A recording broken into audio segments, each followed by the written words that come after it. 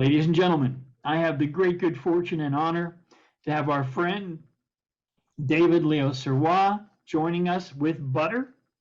Uh, Butter's on the side, I think. Butter the cat. So, many of us know David as a performer, as a musician, as a master poet, as a producer. This is a man, I think, of many, many talents. Global traveler, known internationally, and it is an honor. But we hope, as we always do with Poets of the East, hope to learn a little bit more about the human David Leo Sirois. So, David, I'm curious. Where did you grow up? Oh, I grew up in the northeasternmost town in the United States, one of the four corners that the bikers go to, Madawaska, Maine. Wow, Means how nice! it's a Micmac name that means land of the porcupine. Ah, I get your Now it's point. now it's land of the pickup truck, but anyhow.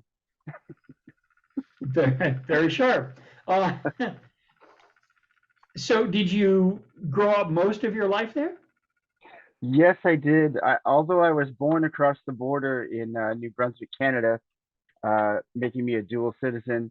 I did grow up until 17 years old uh, here in the here in Madawaska, Maine, and now I live across the border again in the town where I was born. Oh, how nice! Do you have some family there? My father is here, and my mother's across the border. So since I cross regularly for work, I get to see them both, and Oh, great. how nice! How Yeah, nice. Well, you're fortunate to have them both around. That's a yeah, great thing. absolutely, absolutely.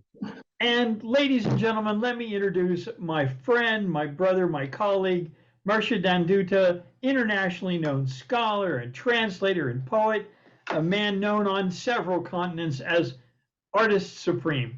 Mircea, welcome. Thank you very much. Good morning Good in the morning. United States. I am honored and privileged to enjoy the company of two universal poets, from which one is also the producer of the program. I am co-moderating, and the other one is just David Leo Sirois, So, American Canadian poet and spoken word artist. Thank you very much for this chance, ladies and gentlemen.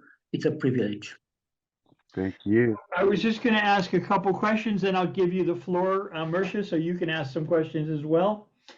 So, David, let me ask you how, in addition to your literary talents and your musical talents, are you also a person that uh, played in the graphic arts as well? No, I have no talent for drawing or painting. That's the one art I don't do. I do photograph very amateurishly, but mostly I write, sing, act, and dance. Wonderful. But I, So, yeah, all right, I was going to ask some of your early influences. Did you catch the writing bug as a young person, or did it come a little later? certainly young. I had a fifth grade teacher, I was 10 years old, who inspired the class to write by introducing us very young for, what most people would consider for 10-year-olds, to Edgar Allan Poe, to his poems and short stories. And he set my imagination on fire. I was in love with the stuff. And she would give us poetry writing exercises. She would assign maybe one, and I would write eight. And Overachiever from the get, huh? it's funny for me. It's not achieving at all. It's just the natural spouting of my spirit. Poetry is so natural to me that I write it in my sleep. So very I know happy. we are many of us are familiar with your wonderful dream metaphors. Wonderful stuff. Now let me ask you one other one about the young David. Uh, did you grow up reading and writing two languages, French and English, or were you really primarily English speaking? Although I've heard that I spoke French first as a little boy, English was my primary language and my only language. Uh, and until I was 12 years old, which is the worst time, to start teaching a language, up Complicated. until up until 11 is supposedly the best time for a child to absorb a language. So from the age of 12 on, I started my lifelong, you know, attainment and losing of French.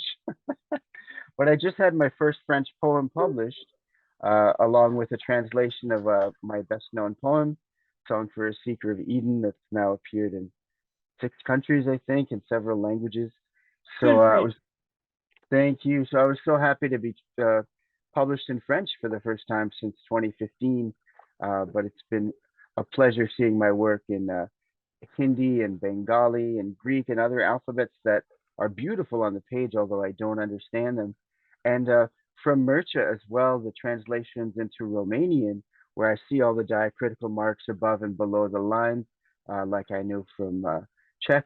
And it's really a beautiful thing to see it in Romanian. I also to hear it in Romanian. I once was on the verge of tears hearing Mircea read one of my poems out loud in Romanian. So powerful Yeah, stuff, no matter what.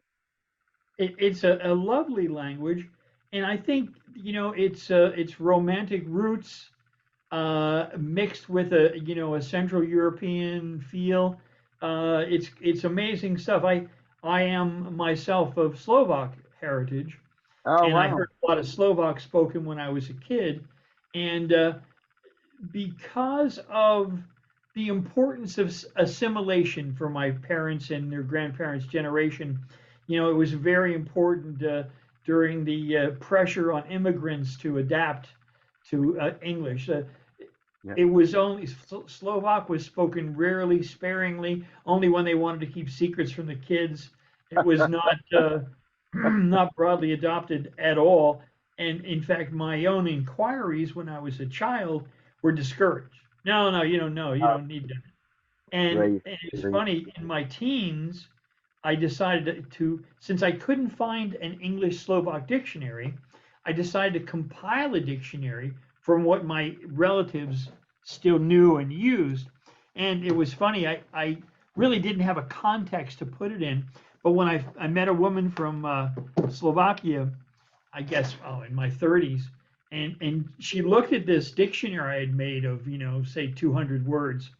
And she said, "Isn't that cute?" Because much of it was colloquial, very, very colloquial, very Okay. familial language rather than what you might call street Slovak. So that was interesting. Okay, now let me ask you this. Beautiful country, by the way. Oh, it is. I've had the chance to do a little traveling there, and found it really amazing. My daughter, my youngest, took a term at Charles University, Nice. and it was very funny because my wife's family is British, Scottish, and my family is all Slovak, and we live like Italians live on your skin. It's hug. Oh, you're going to the store. Let me hug you. And they're very effusive, very emotional. And my wife's family is very, uh, let's just say, reserved. We'll say reserved. So my daughter's comment after spending her first couple weeks in Slovakia was, "Oh my God, I totally understand Dad's family now." That's great. I've done some hiking through the Visoki Tatry, the High Tatra Mountains in Right, right. Slovakia. One of my best experiences climbing along those paths, and great stuff, great stuff. And also in Karlovy Vary in Czech Republic, the Charles Hot Springs, some mountain climbing there as well. Uh, into these little huts on the along the way, and beautiful stuff. I want to go into that a little bit of that later, but I want to ask you early. When did you really feel called as a writer? I almost want to say always, but it really struck me again when I was 15, and I had a dream of uh, a one-story building, but inside it there was an elevator, that went up into the afterlife, like up into heaven and down into hell. But Wow. in this one story building, and I started writing about that. And I remember the first serious line I wrote was, "Everything is melting, plants, trees, people," because that's what I was seeing in my dreams as well. And I put that later in a poem called "The Flavor of Water." I took that line back, but I started writing so much that I didn't want to do my physics homework, my math homework. By that point, I didn't understand uh, any of the rudiments of it enough to apply it. Um, I was, I think generously given a D or something in those classes, but I preferred at home not to achieve anything, but just as a natural thing. Uh, I was writing literally volume after volume of poetry, just because that's what I wanted to do instead. Now, did And they from partake of Poe's darkness, or were they other things? They were more influenced by E. Cummings at the time, who was my favorite. And then when I was 16, I was introduced to Adrienne Rich and also T.S. Eliot. There was a friend at a theater uh, job I had at Upward Bound. It's a pre-college program for disadvantaged, financially challenged children, and she must have known that I was about to become a serious poet or something. I had told her that I write, and she handed me the Hollow Men in the dressing room. We're preparing to make stuff for the theater and sets and what have you. And she said, "Read this." And I stopped everything and I read the Hollow Men, and it blew my mind. And then I was really amazed and fully dedicated to pursuing poetry. And what was I going to say? Uh, I don't remember, but anyhow, yeah, it became a So very this serious. was this the late 70s, early 80s, or This was the this was the, yeah, later 80s, like 87, 88, okay, when I was, okay. you know, a junior in high school. Now I understand, and again, if you'd rather not get into an area, just wave me off. We'll end that line of conversation. Um, now I understand you did some traveling in Europe, and you married a European, if I'm not mistaken. Is that Tell us about your European experience, what you'd like to share. Well, my ex-wife is, and we've been trying to get divorced for 8.5 years. It's Oh very my. complicated. Well, because I live in Canada and we got married in the US, and she lives in Paris, although she's Czech with a Austrian passport. It's a little complicated, and our case, they keep sending our papers back to us that got rejected out of court recently. Like, you better see a lawyer and come back. So anyway, but yeah, she was an international tour guide, and so I got to go on one of her tours and go through Central Europe, and got to see Poland and Slovakia, Czech Republic, Austria as well, and later on up into Berlin and other parts of Western Europe. And in any case, when she wanted to move to back to Europe and chose Paris, France, because I loved it as much as she did, and she knew it would make me happy. We moved there, and very fortunately, because she was an EU citizen, um, I could live in Paris or anywhere in Europe uh, without having a visa. So I was like naturally, you know, okay for living there since I was married to an EU citizen. So that was pretty amazing. Lived in Paris for 6.5 years and changed my whole life. Obviously, so many of us get into poetry for the money, but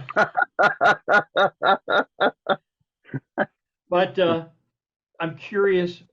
Uh, did you when as a young poet, as a young writer, we all have to consider what's marketable about writing, what's not marketable about writing.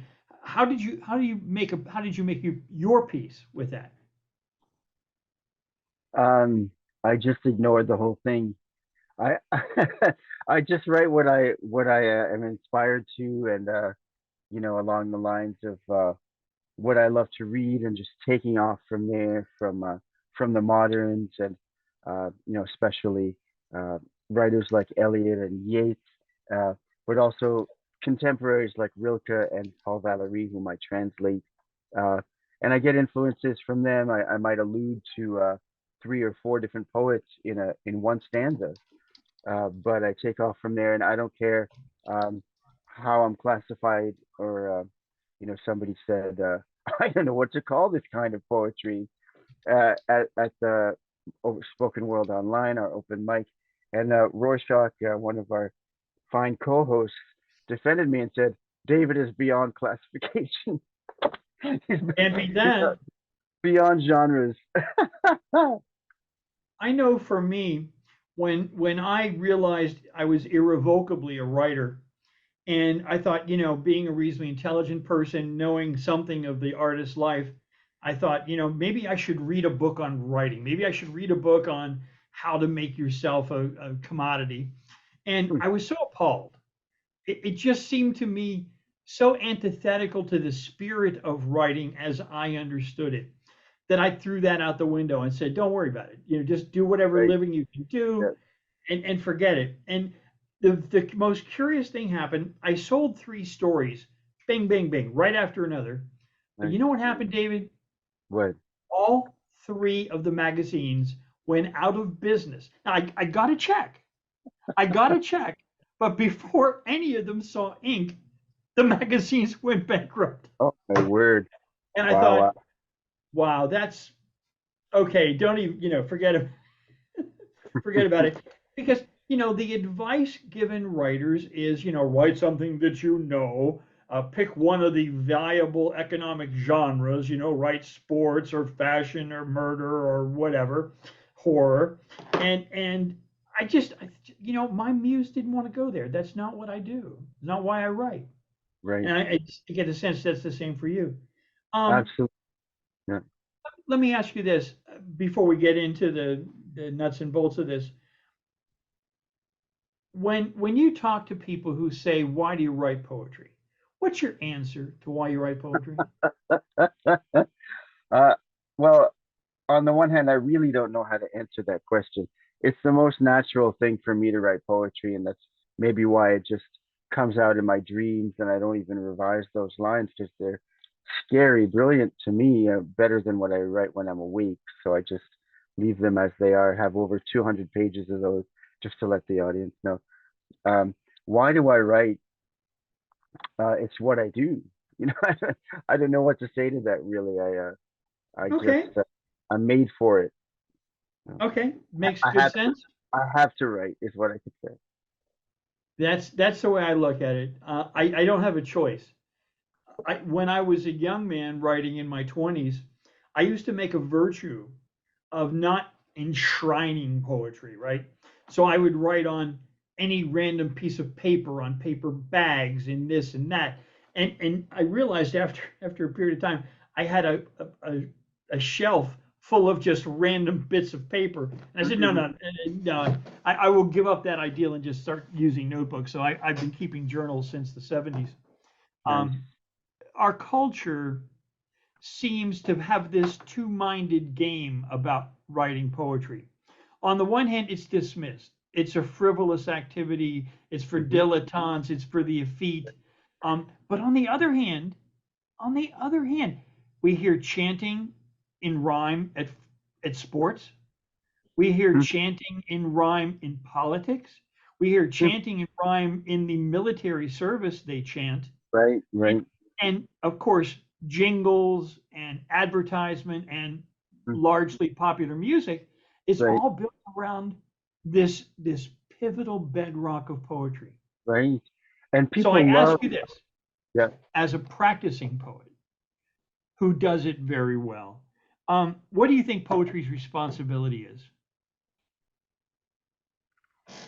Well, I think it's for me, poetry is a vehicle for consciousness raising, and I'm not talking about like become aware of the situation in the other part of the world.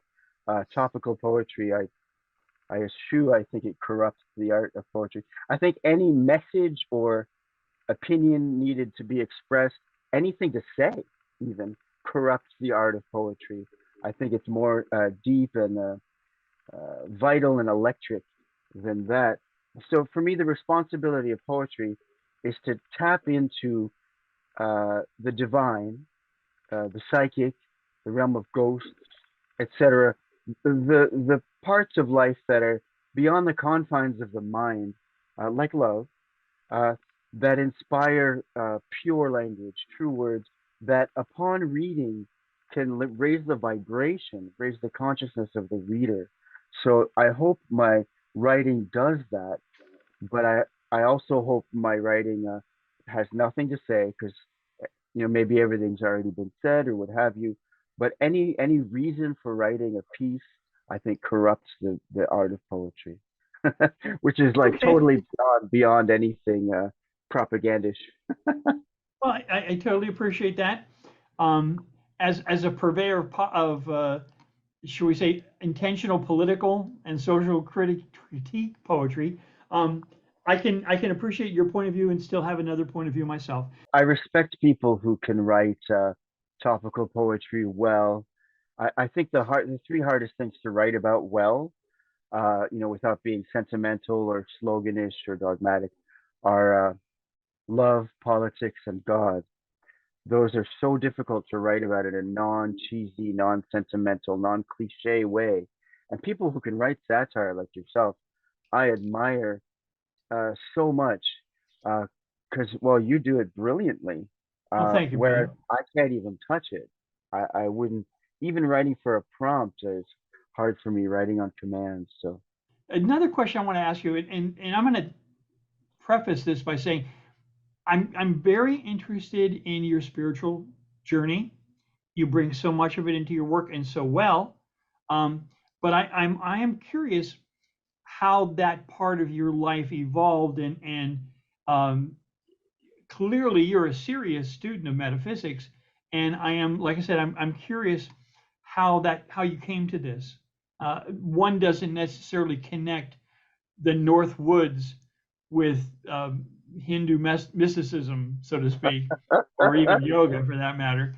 But right. I'm interested if you don't mind exploring that just a little bit. It kind of sought me out even as a little kid. I would have dreams as a 6 year old where I would see this saint, Nyaneshwar Maharaj, the great South Indian saint.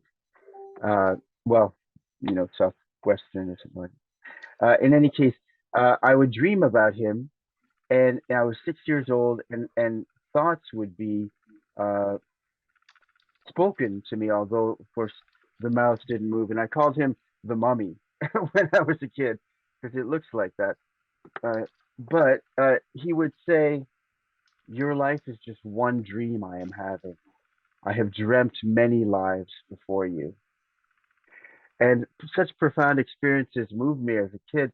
And I would also dream, as I do still, uh, dreams where I would just be somewhere and there'd be kind of a voiceover, a divine voice, and I always considered it to be God. But one of the first ones, also when I was 6 years old, was you have to choose one of your senses to lose. Uh, which one do you choose to lose? And so these kind of things galvanized my thinking. But I was raised Catholic and very drawn to prayer, and but by the time I was 13, I had rejected it as being dogmatic and really just not for me.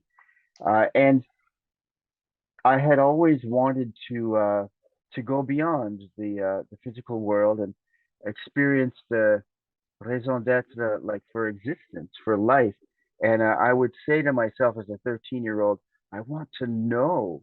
I want to know. I just wanted to pierce the fabric of reality and go beyond. And I had dreams about my guru, an Indian guru that I have studied under for 27 years. Um, Dreamed about her since early childhood as well, recurring dreams. so often I called her my other mother because I would see her in dreams, and I would dream about her ashram, which I saw when I was 25 and invited there by a friend. In any case, the pursuit of prayer, meditation, spirituality has just always been a part of me. And even at the ages of 16 or 20, I had great experiences with meditation. Uh, my first real powerful one was at the age of 20, having a vision of the sun inside my chest, and then Ah, watching it, and then it exploded. And my so my consciousness has always been toward like uh, delving into the spiritual. And my roommate at the time would ask me like, "Oh, so how was work today?" And I would say, "Great. At one point, I attained a very high state of awareness." And she was like, "What do you mean you're supposed to be working or whatever?" Work was secondary for me. I was wanting to use everything as a means to attain a higher state of consciousness. And she just, she didn't get it. Her dad was a scientist and all that stuff. yeah. It's one of those things where if you got to explain it, it needs to be spoken to someone who's had something of that experience. Right. Yeah. And trying to explain it otherwise is often fruitless, I'll say. But I'll finish though by saying that when I was 25 or 24 even, I moved into my guru's ashram, invited there as a young man, and it's a area of Indian philosophy called Kashmir Shaivism and Advaita Vedanta, like a non-dual, everything is Shiva, beautiful perspective, and it informs all of my poetry, or at least all my serious poetry. It's all based on Indian philosophy. So I think this is why I'm somewhat popular in India and now Bangladesh and Nepal and spreading through South Asia, because all of my work is based on philosophy that comes from there. And so I appear on shows there. Like on Tuesday, I had a half-hour reading I gave from a show broadcast out of India, with the fertile brains, Kumar Prasanna. And anyway, it's just natural to me, and that's the path that I chose as a spiritual path. It's just perfect for me to sit and chant in Sanskrit, and I don't even think of it as you know foreign or weird or from another culture. It's natural to me to chant in Sanskrit and contemplate these, the Shiva Sutras, for example, or Bhagavad Gita and other uh, places of really high, um, enlightened understanding of the world. They've certainly been studying consciousness for a long time, and many of us have drunk from that same vine, so to speak. Yes, indeed, yourself, indeed. I had an experience when I was very young, as being raised Catholic. I had always felt so connected to a spiritual life, and some of the artifice of the church just kind of grated on me. And when I thought about even the stories told about Jesus, the artifice of the church just seemed to, play in a different ballpark, so to speak. But my crucial moment was when I stood for my confirmation. I had been tossed out of class a lot for asking what were deemed inappropriate questions, and so I missed hearing that part of our conclusion, the ceremony, was you kiss the bishop's ring. I understand that not every Catholic does that, but in our church, that was part of the game. And as I stood in line as an S, Spisak, I'm at the end of a long line of little children getting the blessing, and I see the kids doing it, and I just had this clear vision in my mind of Tom Jefferson and Tom Paine and John Adams going, no, we don't do that. It's not necessary. It's not what people who respect themselves should do. That's what royalty got. That's what popes and priests and druids and what the ancients required. But we don't need to do that anymore. So when it was my turn, not being an idiot, I thought there's no way I can explain this. This is just something that I understood.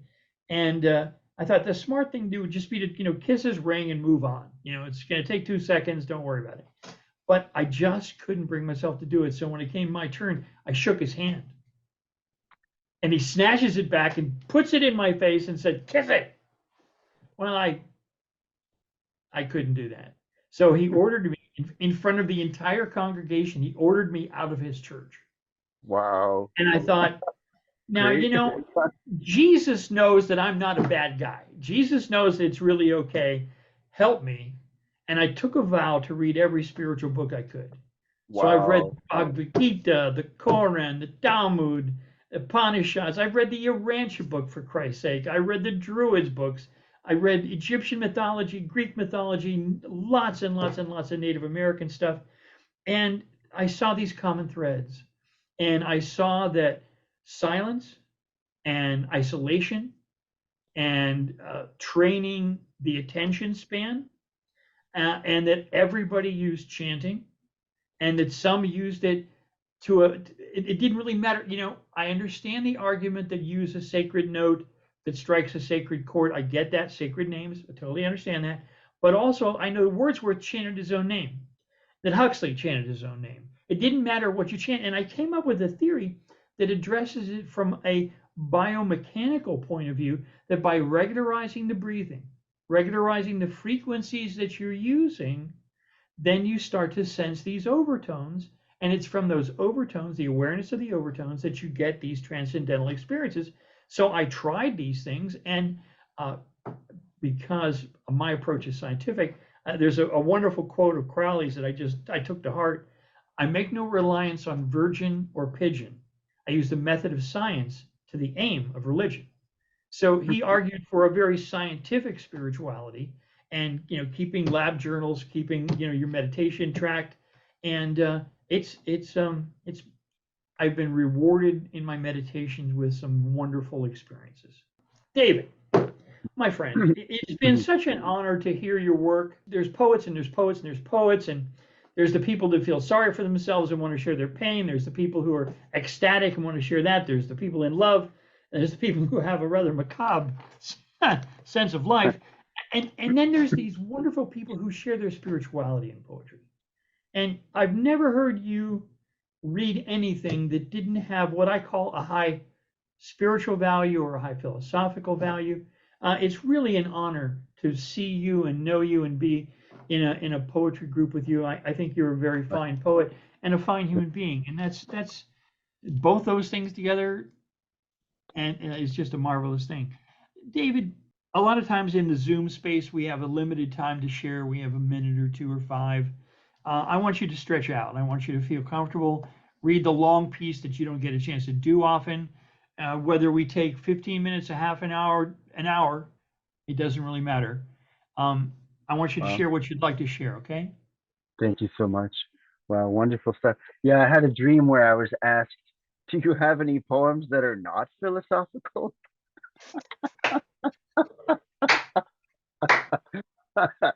No, God, I think that sums it up. All right. Well, I'm going to share my screen and go to some lines from dreams that I am very blessed to have poetry coming to me in my dreams, little micro poems and one-line poems. And see, okay, here we go.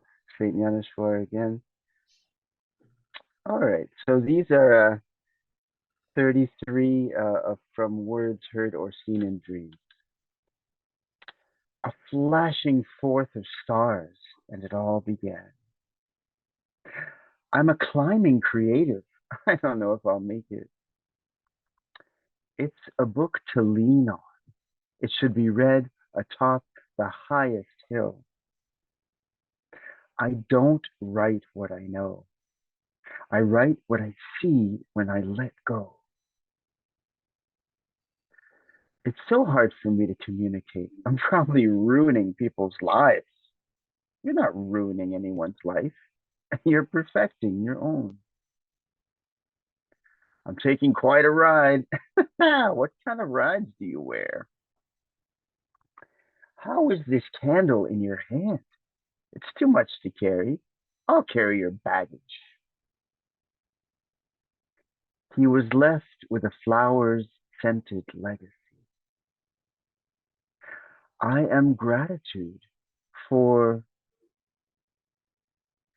She served food for anyone who needed it. Little Abdul used to go for meat every day. Now that she's gone, he is forced to eat dust. For a featured guest, Liam Green. And that's the best choice you've ever made. His name was Bidiro. How could I forget? You need art and friends and frequent performances. I long to find a word for the great parade of all that is. I lowly demand that there be a window in what is there. He asked me to be beautiful.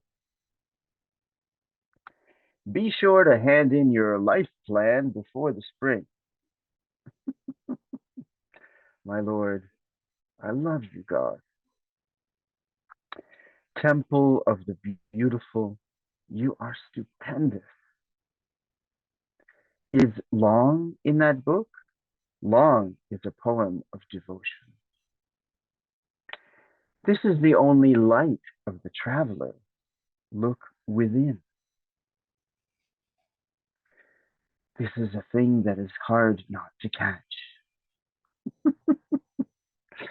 What is light is for Rear's delight. Of course, Rear's laughter in French, saying the obvious.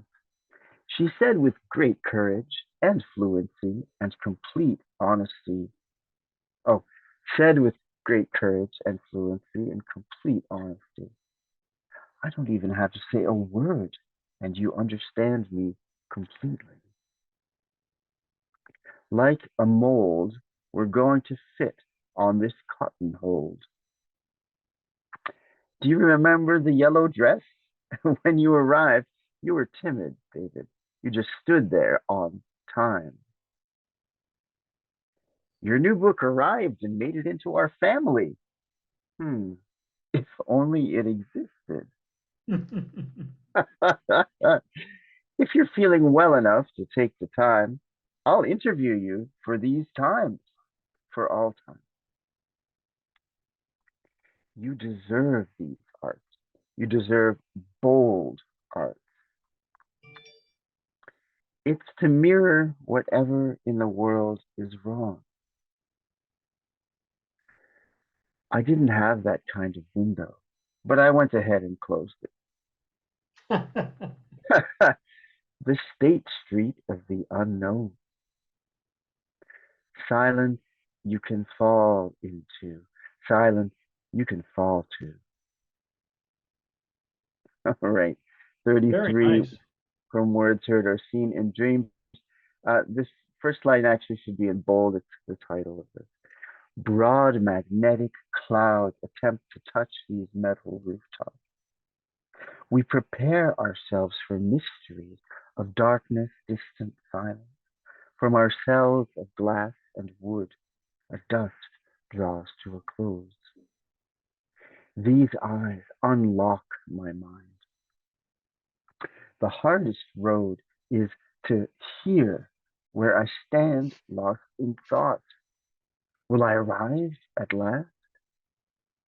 Can I face my own fates and false notions I hold that keep me from knowing the frankincense incense of being consciousness? Led through the memory-laden scents of fireplaces, always walking in the past, where what matters becomes food for the god of forgetfulness. The eager future passes time. I will never let my eyes turn to concrete.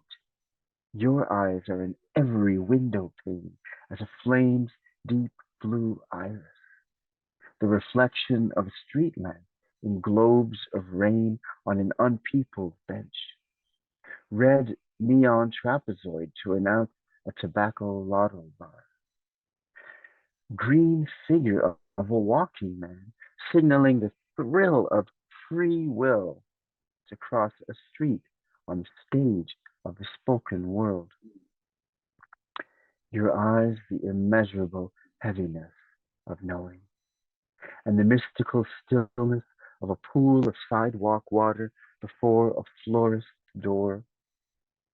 Your eyes, brick red lights, alert me to oncoming trains, drawing kindness from boundless wells. Your eyes, the unknown source of solitude. I murmur in your ear every secret you know. Blessed gift. I talk too much with the living, but with ghosts I simply listen. The world may think I am out of my mind, but one taste of this freedom, one moment beyond the cacophony of thought, will sweetly silence anyone. Who knows what wonders can be heard? Wild birds wing honeyed song sidelong to open windows, and our beloved departed still whisper wise, warm words in the quiet heart of night. Ghost, dear soul, whose name I don't yet know, my mind is mute, mystic window wide open, and my hands rest together one upon another, palms facing upward, respectful gesture to receive a blessed gift. If you wish to speak, ghost, I will only listen. David, calmly face the fire that consumes your entire spine. Let your brow bow toward the golden column of light that rises from the base of the spine to the crown of the head. Kundalini is her Sanskrit name, she who is coiled within everyone. But see her as the power that directs the divine machine of every planet in orbit, each plant stitched into soil, all beings that breathe, and the still life of the supposedly solid world. She is the primordial guru of all great gurus. She is the God of God. An honor to carry her power within us wherever we walk. May it make you humbler than humility itself, to glimpse the inner kingdom held within everyone. The true root of this universe spreads her luminous shoots throughout your warm human form and expresses herself as your character, troubadour and jester, seen as a foreigner on any corner of earth. The sound appears as countless voices in her powerful play, a chorus of characters sing, seen and unseen. Could you at least pretend to attend this concert?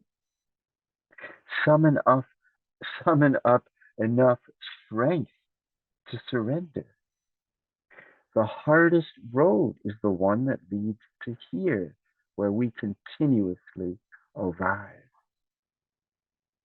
Remember your coworker, fellow singer and seeker of truth, who could see your dreamy disconnect from the world around you. He threw a broom toward you from 15 feet away, javelin that hurtled toward your sternum, and in that split second yelled, "Be awake!" With both hands together, palms facing one another, you caught that blessed gift. Lovely. Really Thank lovely, you. David. Thank you so much. This one I've only shared once with the world. Lines between long Sanskrit songs. The sacred water is inside you. It will cleanse you. Baba Muktanand.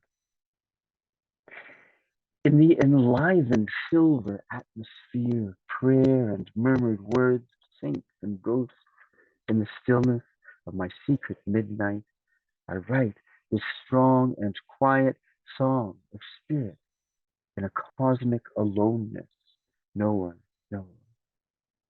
Sweet discipline of freedom. I choose poetry and song and prayer over gold and diamonds and Dom Perignon. I am rich with holy beauty and happily dwell in a luxury most would see as poverty.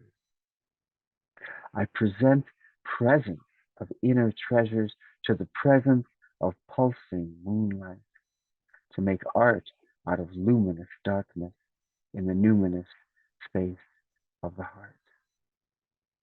Afloat in a voyage of continual arrival, my soul sits quietly in the boat of my body, in still motion, open moment, moving forward. I rest in the heaven of the divine feminine, whose pure fire kindles the kindness inside me, as I yearn to uplift the world and learn to serve the word. I am, lest in electric atmospheres felt after a full hour whispering Sanskrit hymns one would sing in daylight, find inside me the fountain that sprouts water flowers, which it spouts in vertical waves continuously crowning. Deities whom I'd offered a seat in my heart gave of their boundless kindness I now repay with golden attention, eyes turned inward. In my priceless pre-dawn solitude, my tiny life, orbited by circles of wishes that instantly bear fruit or ripen all summer long, blush and fall to soil soft to the touch. A thread of miracle strings together the beads of each rich second. I sit contented at my desk and listen with devotion as the voice appears out of nowhere air in the inspired void. Do you believe in gold? Instead, I hold the rosary of these words, wooden beads of grace and verses which richly taste of the honey one, Madhava, my spiritual name. The voice appears in dreams to say, light is might. He threw a window at the sun. I find it so gorgeous to see. God wants us to see how to see God and ecstasy and stillness, to steer my soul forever toward sacred waters. I have a final poem, and this poem was translated into Bengali and published in Indian periodical with a wild echo. Illusion is the hardest thing. I see and hear Avenue de Versailles release its voice from words that long have held it down, aimless flurries of passers-by. Sunset stretches overhead and builds a city of stone on green that seems to fill the absent sky with fiery lights and brilliant grids. We swim in rhythm with a sea of breath, these breezes whose chord progression never resolves. Time's fingers grip a spinning globe and draw the soul slowly over magnetic meridian at dusk. Strum the world's imaginary stream. Within we chant a hidden word in meditation often heard. The river rolls backward in my eyes, mirrored spheres, flows over inner rocks and returns a wounded arrow. Our sharp half moon has split the dust and cut the cords to cold denial of beauty's taint on canvas minds. Twilight's windows begin to speak in sapphire song, and one long sigh. Seagulls wheel over long waters, crying out their timeless tale. Midway in the journey of our life, we found the ocean lost to us. We burned for a bond with water and wandered with every feather to seek and find. Below Pont Mirabeau's faint green rails, in cobalt light, white birds unwind. They work to learn letters and words from overvalued thoughts we guard. With unspoken sparks we make our world. A troubled singer begs the mirror to glitter in falling shards, just to break the hardest layer. My other mother murmurs, Maya is the hardest thing. Please push the mirror and discover it's a window to within. At the deep heart's core, leave your door wide open. Let kind fire spread.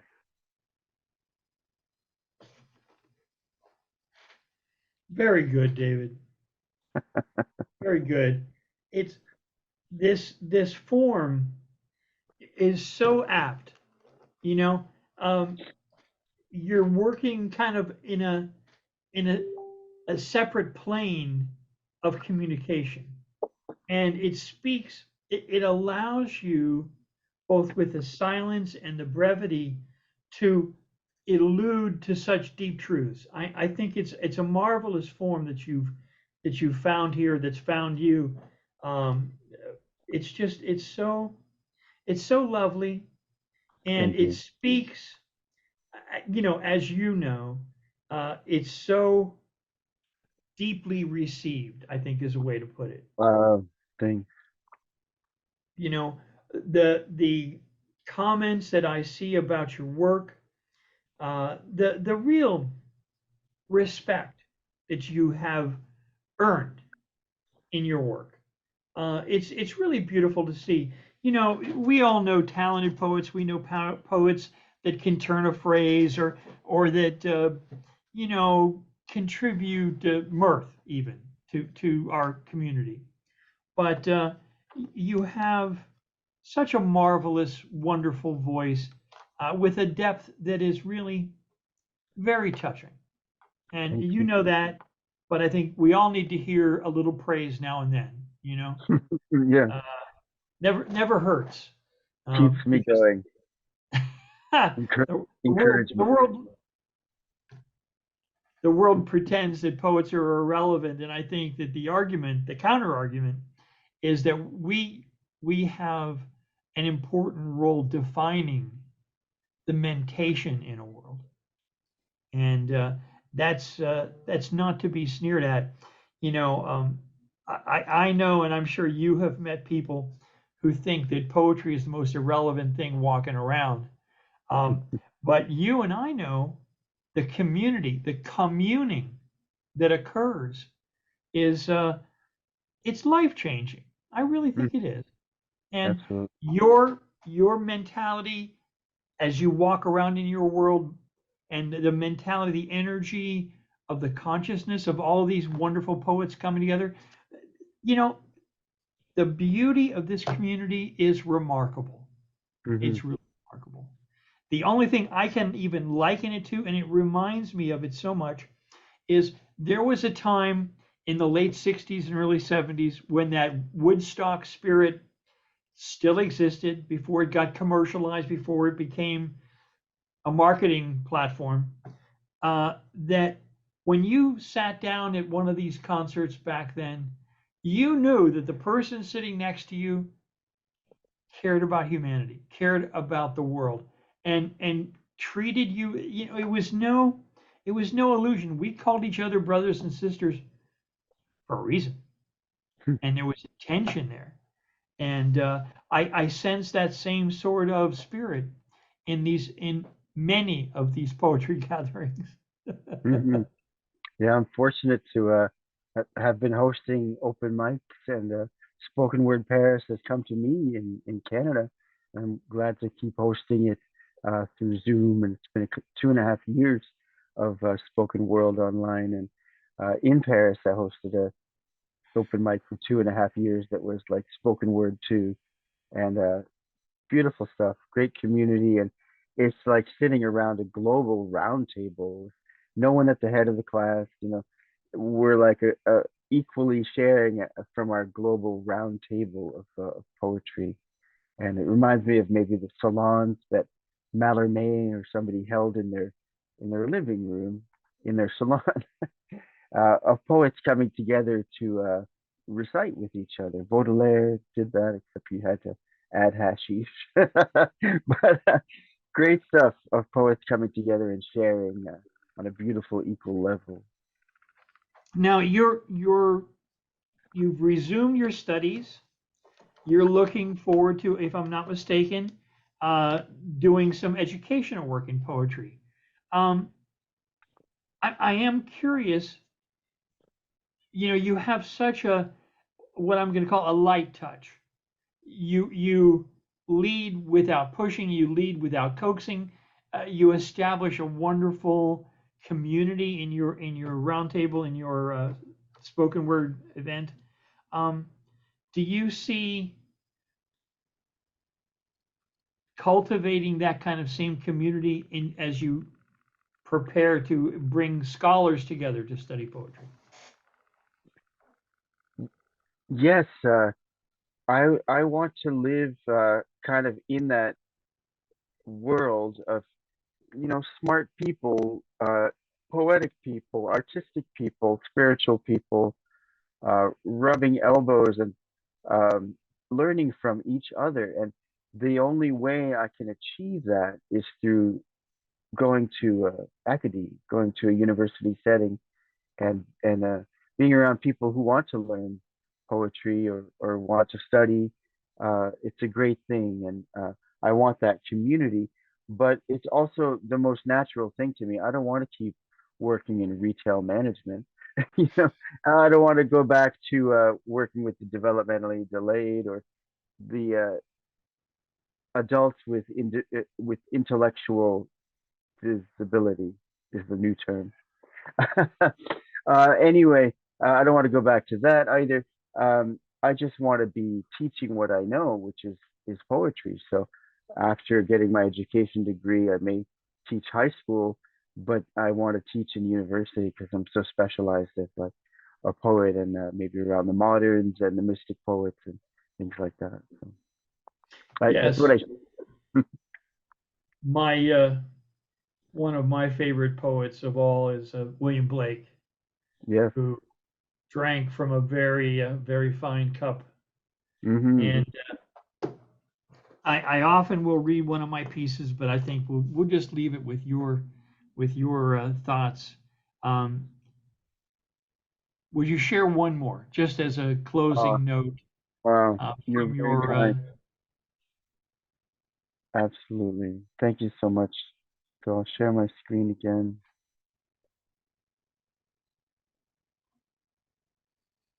Thanks a million for asking. Well, let's see what's next here. Everything has its music. Everything has its music. Everything is singing. Francophone pop from a passing car. Shrill tires screech at a stop sign. People pausing on your cafe's wooden ramp. The steady, measured drums of car doors shutting. The pulse of palpable silence framing the tunes of tools. I harmonize with the hum of your cafe cooler, match notes to its fluent tones.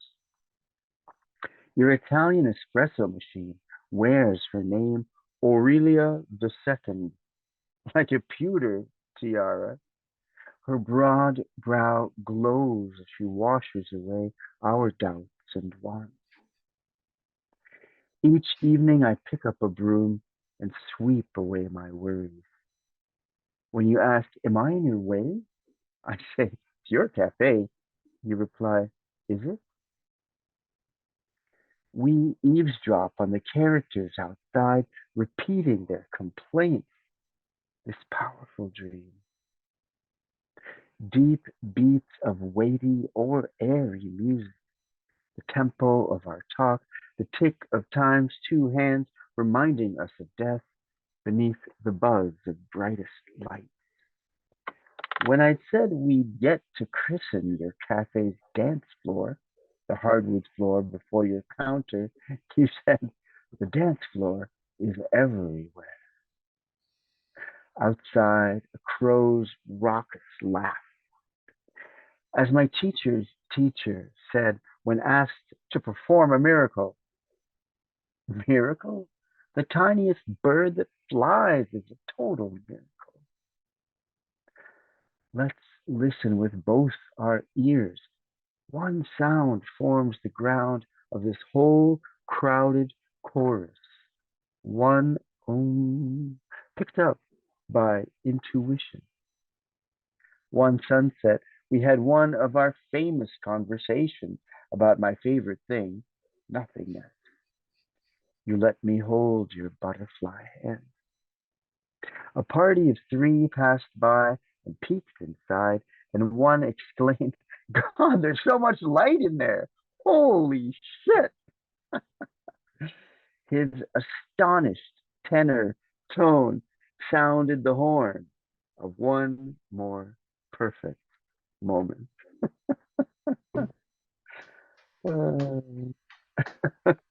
Wonderful. Just absolutely wonderful. Thank you so much, David. Thank you. Wow, wow, wow.